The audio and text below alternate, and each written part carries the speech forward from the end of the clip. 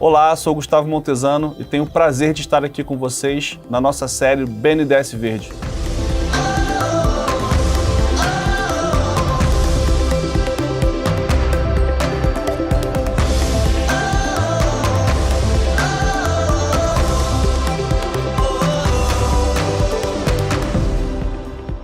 Ao longo dos episódios, a gente vai estar falando com pessoas que estão fazendo a diferença nessa pauta ambiental. Vamos estar conversando com especialistas da academia, pesquisadores, terceiro setor, empreendedores, investidores, banqueiros, pessoas que conhecem profundamente cada um desses temas e vão estar debatendo conosco para que todos nós aprendamos um pouco mais sobre as finanças verdes. E no episódio de hoje, a gente vai estar falando com duas feras do mercado de investimento de impacto, o que eles chamam de Natural Capital Investments. Vamos falar com Vincent Grad e Nick Oakes, da Mirova Natural Capital, e espero que vocês gostem. Can you start briefly describing the history of Mirova and how do you get to this idea of investing in natural assets? Mirova Natural Capital is an early mover in the space. So we started in 2012 actually. The concept was really in 2012. And then we launched the first fund, the Altelia Climate Fund, 8 years ago, almost 8 years ago. So a lot of lessons learned. So the idea back then was really to promote innovative models in the nature-based solutions space. So we started obviously in Latin America. That's where basically we saw a lot of opportunities even back then. And we started with, as you said, crazy agroforestry projects where basically you had little proof of concept, where you had absolutely no or almost no investor there. And we were convinced at that time already that it was not the only solution, but a very important parameter in the equation.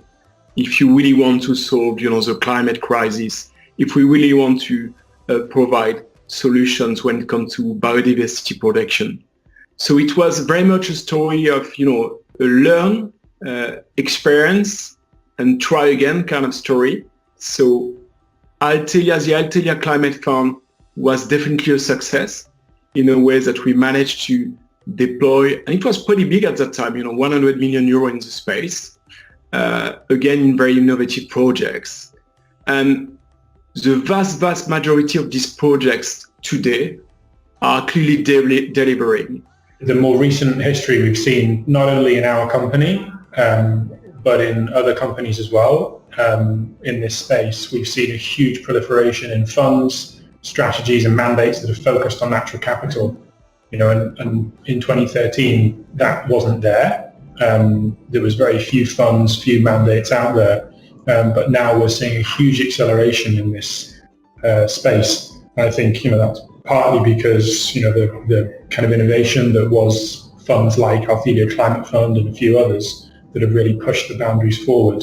And now it's becoming much more of a natural capital is becoming a natural capital fund is becoming much more of a mainstream asset class within the bounds of responsible and sustainable investing.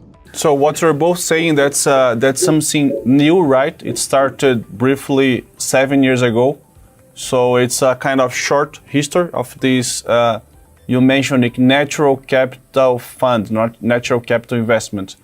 But how would you classify a natural capital investment? From my side, I always think natural capital fund or investment is any type of business or transaction where conservation of nature, be it ocean, forest, soil, is baked into the business model or the opportunity or the transaction itself. It can be agroforestry, it can be restoration, it can be pure conservation, carbon projects, whatever it is, or it can be, things that are further upstream on the supply chain, technology companies, service providers, whatever it is, that business model, either through the products that they make, the service they provide, or through the statutes and definitions and strategy of the business or the fund, the company itself, promotes conservation, promotes restoration, promotes healthy natural environment. What are the main changes? I mean, what was the biggest move that you would compare 2020 to 2013? Today, there is probably still a funding gap, and there will be, in my opinion, a funding gap in the next few years. For mature solutions or for mature projects, mature companies, yes. Today, yes. For early stage projects or companies, not at this point of time. There is a funding gap, so it means that you've got commitment announcement, but with a few players with the mandate to cover this gap. So we still need more money in this specific segment. And how are you see the demand for new funds the last months or year? How you see that speeding up this fundraising momentum? I've been working in the impact investing industry for more than 10 years. 10 years ago, it was a very hard sell. People were telling you, there is a trade-off. No way you can combine, purpose with profit. There is something wrong with that. And it was very difficult to sell the concept of impact investing to private investors. Now, the dynamic is completely different. People are knocking on your door because they want to be active. And which sectors would you see the biggest or the most present opportunities? The sectors that I think are important globally, agriculture, farming, timber, fisheries, probably they're the big ones for natural capital globally.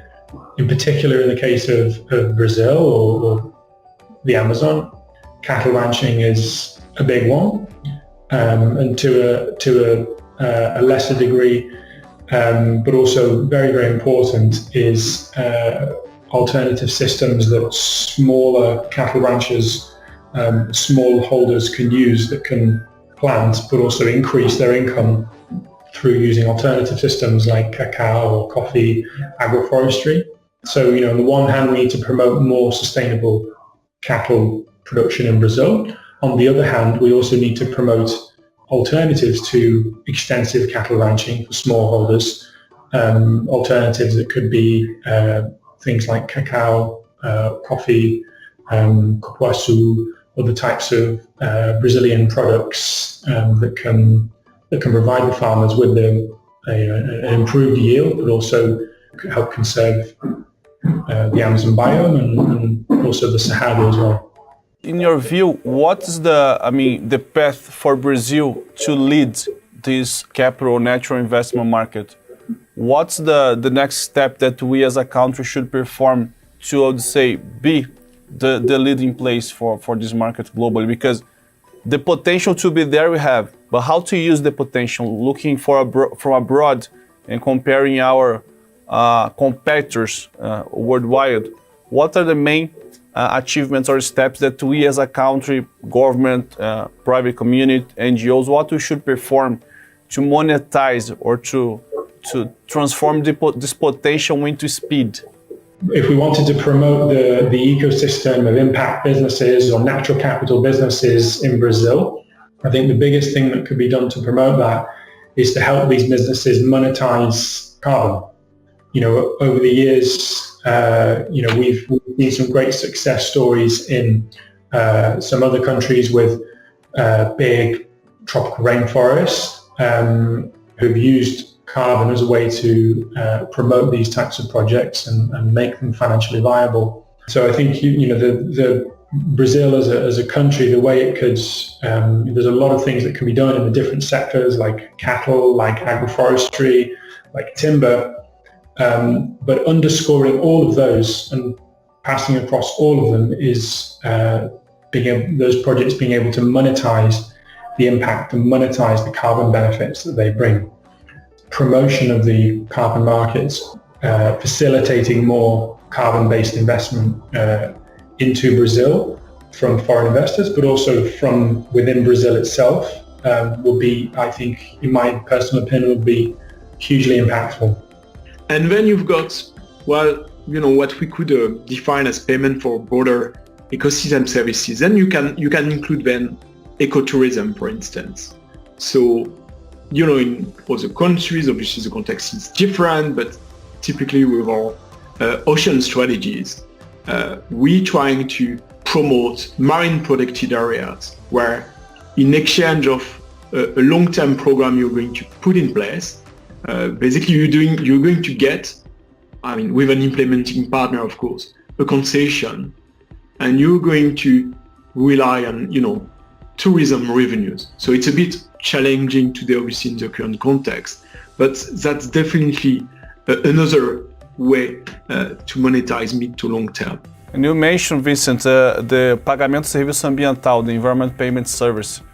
How do you see that in Brazil? Do you see that's an instrument that can be really used for this carbon credit equivalent or whatever compensation? You have a view on that? Definitely, and it would be obviously a huge push and help, because again, what I see is that at the end of the value chain, you've got buyers. You've got potentially a lot of buyers for these credits.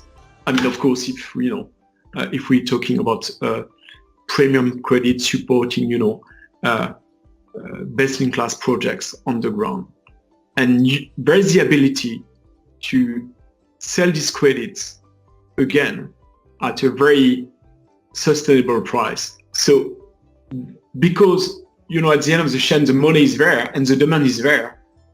Obviously, it would be a shame not to leverage on this appetite. And then, beyond the carbon topic, indeed, I was mentioning ecotourism, but there are pretty other ways, even if it's pretty not at the same scale, to monetize, the impact of the projects and companies on the ground. I think there are other ways to monetize the impact. There's ecotourism. There's been less success maybe in Latin America, but in North America there's been success in water payment schemes as well. Yeah. There are. I know the kind of broader legislation within Brazil at the moment is focused on kind of broad interpretation of payment for ecosystem services. So I do think that's a very good thing. The reason why we tend to talk about carbon markets is for the very simple reason that at the moment that's the primary means through which we and other impact businesses can access some way to monetize the positive impact that the businesses are having. But that by no means is the only way of monetizing. And how do you see philanthropy there in this landscape? Can that be used in somehow to support this seed VC? Have you seen some examples in other countries that we can enjoy here in Brazil? Yeah, so I would say philanthropy probably plays an instrumental role in a lot of the impact businesses that we have in the ecosystem at the moment. I think there's probably very few businesses under our portfolio companies that have not received some sort of philanthropic investment at the very early stage of the business. So philanthropy has a role to play, and it's often in financing pilots or proof of concepts. They can be through often it's through the provision of a grant. And that's something that I'm sitting in London. We have a lot of different schemes and mechanisms that people can access grants from the government for innovation in particular areas. I think that's something that is happening already in Brazil. There are a lot of kind of international donors that provide this type of money. I think it's important though to caveat that with a very critical point in that as a business starts to move from pilot into a business that is generating revenue, it's beyond proof of concept. then that business needs to move into a different part of the ecosystem and receive a different type of funding. At that point, it should start to receive commercial funding, commercial impact funding. What we have to be careful with philanthropy is that philanthropy has a role to play. It's at the beginning here, but we have to make sure that philanthropy doesn't crowd out the commercial impact funding at later points. And we have seen a few examples of where there's been a little bit of crowding out by philanthropy because they want to focus on impact. You want to promote impact, and that's a very good thing. It's very positive. So, we just have to make sure that there isn't crowding out happening.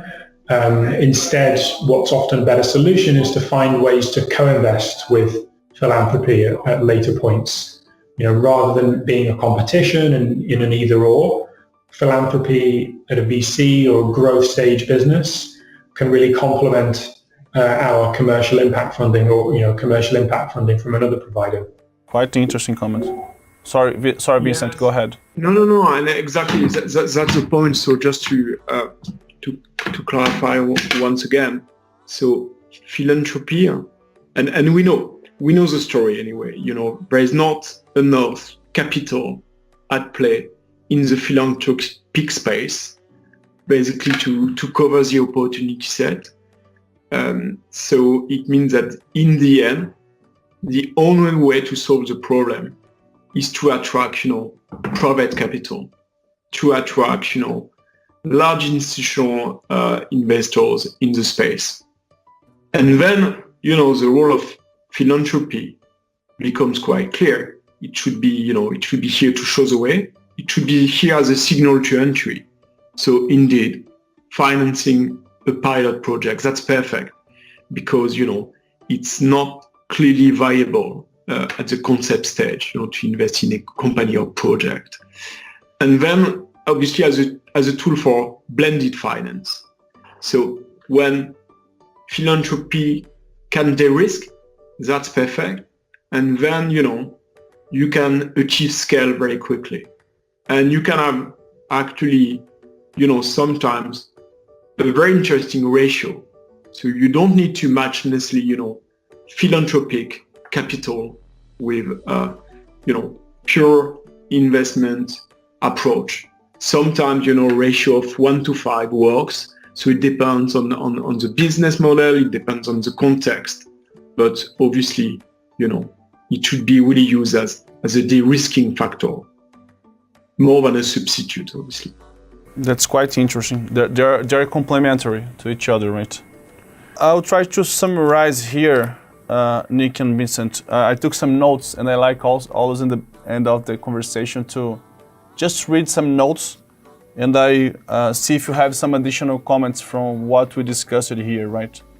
We start saying that this natural investment market is something new. I would say has less than 10 years. And Mirova Elthida was one of the early movers. And you described that you lived a big change in dynamics in this market. At the beginning, you were knocking investors, trying to explain that there was no, I would say, exclusive choice of return and impact, right? And nowadays, you see what you call mainstream investors looking for you, looking for your peers in order to allocate money, right? And in this allocation demand, you do see plenty of money for what you call mature opportunities, and you see a growing trend on that side. You're seeing that this market of mature opportunities in natural investments will grow. However, you think that there is still a lack of money for the early stage VCs, where you need more seed money, more risk capital, because there you have a combination of business risk, innovation risk, and time, because different from a fintech where in 2 years, 1 year, you can have something proven or working. Here it takes time because you're speaking about nature, people, communities, forests, animals. So you need some times, like in some years, like in agriculture, to say that it's mature. But you see that we're living now in a tipping moment for the markets. It's a really changing moment. It's a really changing dynamic. looking over your track record, you do see that most of the assets are performing, they're delivering what they promised. So we're now having a sample where you can show reality happened, right? So it does exist.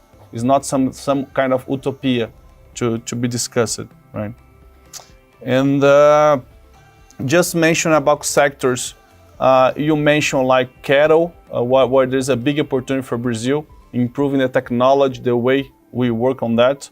All the farming, agriculture, fishing, agroforest, timber, and also some additional revenue sources, which are critical to, I would say, equal the cash flows of those projects, like carbon credit or ecotourism, that they can complement, I would say, the portfolio of assets that the companies they have.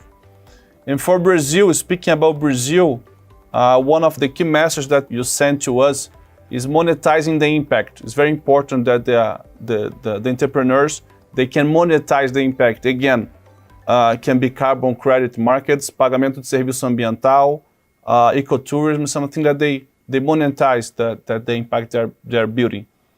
And a second message is the importance of the forest code and the regulation behind that, all the regulation to support the business. And finally, the recognition from the society that this is an asset.